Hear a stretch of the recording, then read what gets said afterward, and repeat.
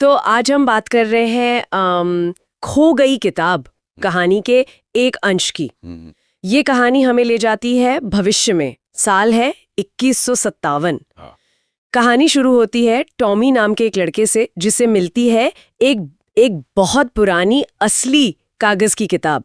और मार्गी नाम की एक लड़की है, वो अपनी डायरी में लिखती है 17 मई 2157 कि आज टॉमी को असली किताब मिली।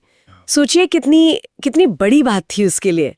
उसके दादाजी ने कभी बताया था कि उनके भी दादाजी के जमाने में कहानियां कागज पर छपती थीं।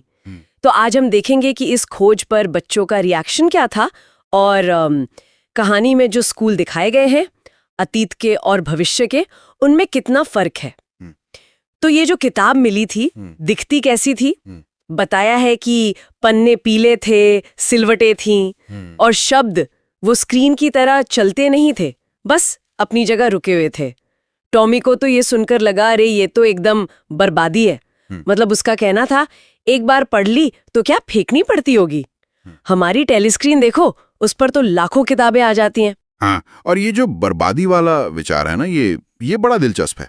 ये उस भविष्य के नजरिए को दिखाता है, मतलब जहां शायद भौतिक चीजों को डिजिटल चीजों के मुकाबले कम कुशल, कम एफिशिएंट माना जाता है। ये आइडिया ही उनके लिए अजीब है कि किताब पढ़ी और फेंक दी। उनके लिए तो डिजिटली सब कुछ है ना? सही बात है। और मार्गी जो 11 साल की है, वो भी टॉमी की बात से सहमत है। हालांकि उसने उतनी टेली किताबें नहीं देखी जितनी 13 साल के टॉमी ने। फिर पता चलता है कि किताब का विषय क्या था। वो था स्कूल।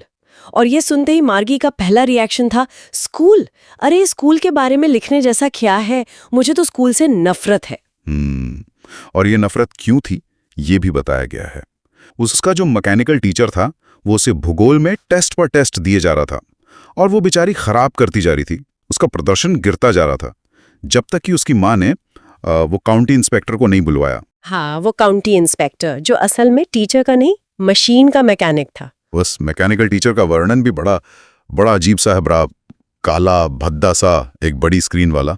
और मार्गी को सबसे ज्यादा नफरत किससे थी? उस स्लॉट से जहां होमवर्क और टेस्ट पेपर डालने होते थे, जिसके लिए उसे 6 साल की उम्र में एक पंच कोड सीखना पड़ा था।